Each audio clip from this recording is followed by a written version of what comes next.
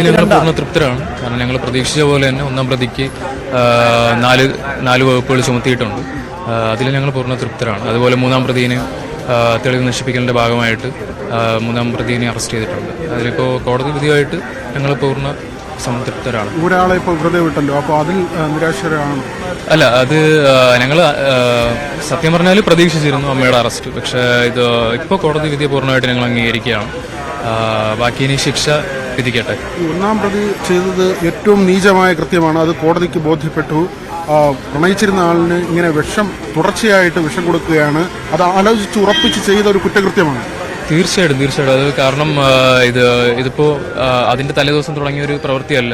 ഇതിനു മുമ്പും പാരസിറ്റമോൾ കലക്കിയിട്ടും കൊടുത്തിട്ടുണ്ടായിരുന്നു. അപ്പോൾ ഒരു ഓൾമോസ്റ്റ് ഒരു 6 മന്തോളം പ്ലാൻ ചെയ്തിട്ട് എക്സിക്യൂട്ട് ചെയ്ത ഒരു കൊലപാതകമാണ്. അപ്പോൾ അതിന് വേണ്ടുള്ള എല്ലാ തെളിവുകളും, ഡിജിറ്റൽ തെളിവും എല്ലാം കിട്ടിയിട്ടുണ്ട്. പിന്നെ മെഡിക്കൽ തെളിവാണ് മെയിനായിട്ട് ഇതിൽ വന്നിട്ടുള്ള. മെഡിക്കൽ തെളിവും പിന്നെ ഡിജിറ്റൽ തെളിവും ആണ് മെയിനായിട്ട്. ഈ മരണാസന്നനായി കിടക്കുമ്പോൾ പോലും ഒരു ഓഡിയോ ക്ലിപ്പ് പുറത്തു വന്നതിൽ താൻ തെറ്റ് ചെയ്തിട്ടില്ല എന്ന് ആവർത്തിച്ച് പറയുകയായിരുന്നു ഗ്രീഷ്മ. അപ്പോഴും കള്ളം പറയുകയായിരുന്നു. അതെ, കള്ളം പറഞ്ഞ് ഞങ്ങളെ മാനിപ്പുലേറ്റ് ചെയ്തുകൊണ്ടിരിക്കുകയായിരുന്നു. ഓരോ കാര്യങ്ങൾ പറഞ്ഞിട്ട് മാനിപ്പുലേറ്റ് ചെയ്ത് ഞങ്ങൾ അതിലോട്ട് എത്താതിരിക്കാൻ വേണ്ടി, അല്ലെങ്കിൽ അവന് ചികിത്സ കിട്ടാണ്ടിരിക്കാൻ വേണ്ടിയുള്ളൊരു ശ്രമമായിരുന്നു ഗ്രീഷ്മ നടത്തിയത്.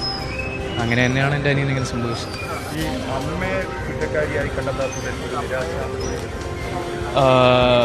ഞങ്ങൾ പ്രതീക്ഷിച്ചിരുന്നു എന്നുള്ളത് സത്യമാണ്. പക്ഷേ ഇപ്പോൾ ഞങ്ങൾ കോടതി വിധിയെ പൂർണ്ണമായിട്ട് അംഗീകരിക്കുകയാണ്. ഇനി എന്തെങ്കിലും വേണമെങ്കിൽ പ്രോസിക്യൂട്ടറായിട്ട് സംസാരിച്ചിട്ട് ബാക്കി.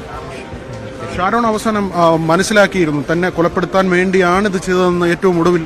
അതെ, അവന് മനസ്സിലായിരുന്നു. പക്ഷെ അവൻ പ്രതീക്ഷിച്ചില്ല അവൻ ഇങ്ങനെ സംഭവിക്കും എന്നുള്ളത് പ്രതീക്ഷിച്ചില്ല. അപ്പോൾ അതുകൊണ്ടാണ് അവൻ ആദ്യം ആരടുത്തും പറയാത്തത്.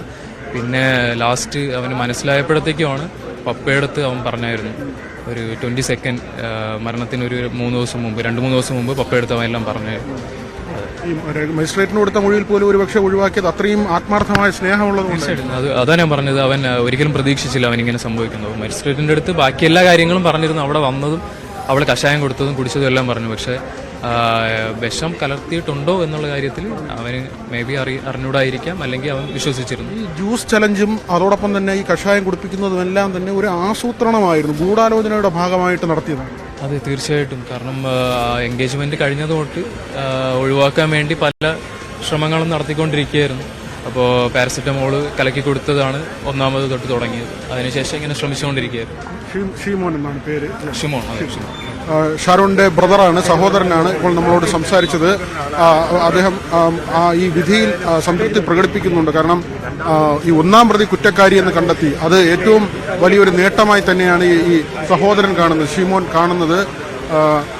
അത് സത്യത്തിൽ നമുക്കും അറിയാവുന്നതാണ്. ഒരുപക്ഷെ ഷിമോന്റെ ഇടപെടൽ, ഈ ഓഡിയോ ക്ലിപ്പൊക്കെ പുറത്തു വരുന്നതിന് കാരണമായത് തന്നെ ഈ സഹോദരൻ നടത്തിയ ഇടപെടലാണ്.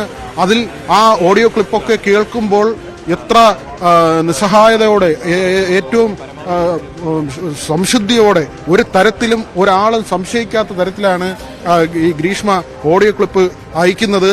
താൻ അങ്ങനെ ചെയ്യുമോ എന്ന് കരുതുന്നുണ്ടോ, അത്രമാത്രം ഇഷ്ടമാണ്, ഞാൻ നിന്നോട് അങ്ങനെ ചെയ്യുമെന്ന് കരുതുന്നുണ്ടോ എന്ന തരത്തിലുള്ള ചോദ്യമൊക്കെയാണ് ഈ ഓഡിയോ ക്ലിപ്പിലൂടെ പറഞ്ഞത്. അത്ര സത്യസന്ധമായി എന്ന് നമുക്ക് തോന്നുന്ന തരത്തിലുള്ള ഇടപെടലൊക്കെയാണ് ഈ പ്രതി നടത്തിയത്. അതെല്ലാം തന്നെ ഒരു നാടകത്തിന്റെ ഭാഗമായിരുന്നു. കൃത്യമായി ആസൂത്രണം ചെയ്ത് ഗൂഢാലോചന ഭാഗമായി മറ്റൊരാളുമായി വിവാഹം ഉറപ്പിച്ച ശേഷം, മറ്റൊരു സൈനികനുമായി വിവാഹം ഉറപ്പിച്ച ശേഷം ഷാരോണിനെ ഇല്ലാതാക്കുക എന്ന ലക്ഷ്യത്തോടു കൂടി നടത്തിയ ഒരു നീക്കമായിരുന്നു. ആ നീക്കത്തിന്റെ അവസാനമാണ് ഈ കൊലപാതകം നടന്നത്. അതിനു മുൻപ് ചില കാര്യങ്ങൾ ചെയ്തിരുന്നു. തനിക്ക് ആദ്യ വിവാഹം, അതിൽ ഭർത്താവ് നഷ്ടപ്പെട്ടു പോകുമെന്ന് ജാതകത്തിൽ വിധിയുണ്ട് എന്ന് പറയുന്നു. അത് ഷാരോൺ കാര്യമാക്കുന്നില്ല. ജാതിയുടെയും മതത്തിന്റെയും ഒക്കെ പ്രശ്നം പറയുന്നു. അവിടെയും ആ ചെറുപ്പക്കാരൻ ആ പ്രണയവുമായി മുന്നോട്ട് പോകാൻ തന്നെ തീരുമാനിക്കുന്നു.